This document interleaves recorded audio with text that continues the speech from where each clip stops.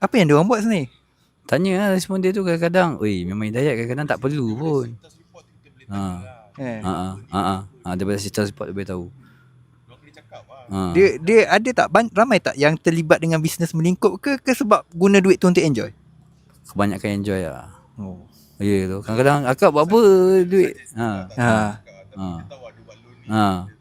Tak di luar keperluan lah. Ada yang jenis buat bisnes. Tapi tak menjadi tak ada buat apa. Yang tu orang cakap at least berjuang lah. Dia berjuang lah kan. Ada yang jenis yang memang tak perlu pun tapi dia nak. Dia tengok boleh ada peluang itu cara nak dapat rasa duit. Senang kejap. Rasa senang kejap betul. Recommend bagi komersial. Betul. So daripada aku banyak daripada ada customer dia jadi part time punya aku punya apa? Agent. So bagi commission. Mantap. So bila orang dapat duit dah, dia seronok lah. Dia lagi lah. Recommend tu. Boleh buat duit juga. Dia pun boleh buat duit juga kan.